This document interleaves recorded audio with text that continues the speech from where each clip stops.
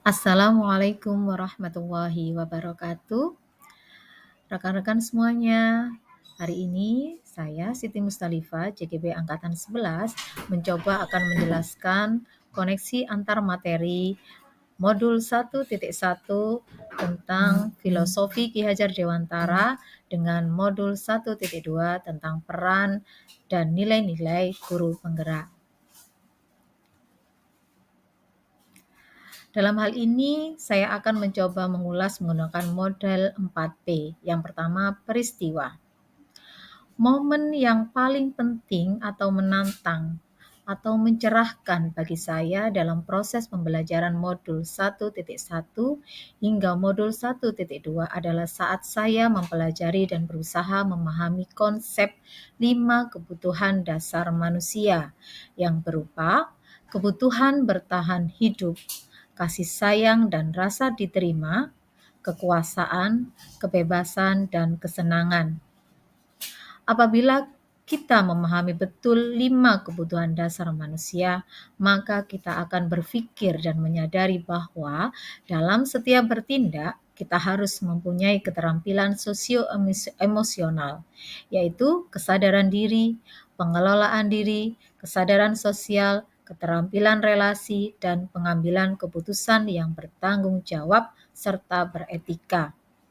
Hal tersebut akan berpengaruh terhadap pembentukan kebiasaan dan nilai-nilai dalam hidup. Selanjutnya, dari peristiwa tersebut, maka saya ambil kesimpulan keterkaitan antara modul 1 dengan modul 2 adalah pada modul 1.1 berisi landasan tentang nilai dan peran guru penggerak, yaitu Ingarso Sung Tulodo, di depan memberi contoh yang baik, ing madya mangunkarso, di tengah memberikan ide gagasan yang baik juga, dan tuturi handayani di belakang memberi motivasi dan dorongan.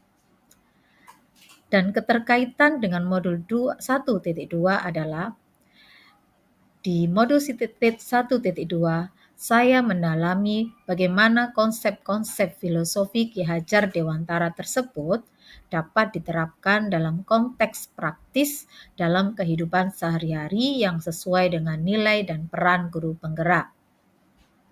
Yang kedua, pada modul 1.1, di situ membahas tentang filosofi pendidikan Ki Hajar Dewantara dan pentingnya peran guru dalam membentuk karakter siswa. Adapun keterkaitan antara modul 1.2 adalah di modul 1.2 mengeksplorasi lebih dalam cara kerja otak, yaitu kerja cepat dan lambat, kemudian kebutuhan dasar manusia dan tahapan perkembangan anak yang semuanya memaparkan tentang dasar ilmiah dan praktik penerapan nilai-nilai dan peran guru penggerak. Adapun P yang kedua yaitu perasaan.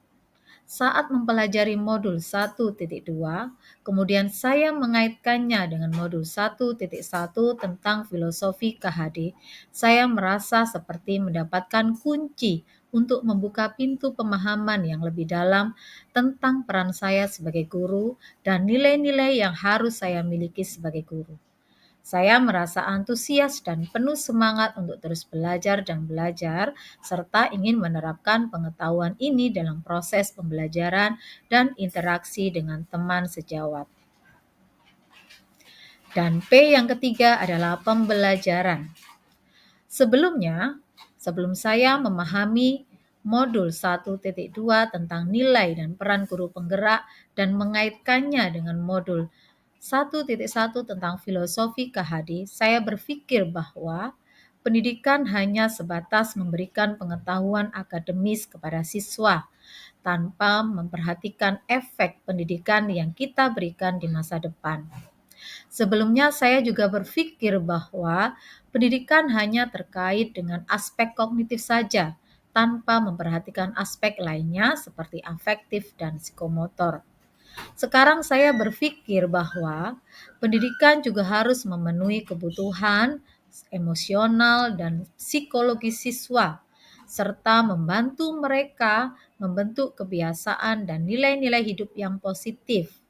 Pendidikan juga harus memperhatikan kondisi siswa serta perkembangan zaman.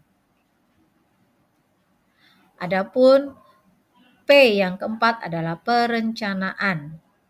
Rencana saya setelah mempelajari kedua modul tersebut adalah: yang pertama, saya akan melaksanakan refleksi setiap hari mengenai proses pembelajaran dan interaksi saya dengan siswa untuk memastikan saya memenuhi kebutuhan dasar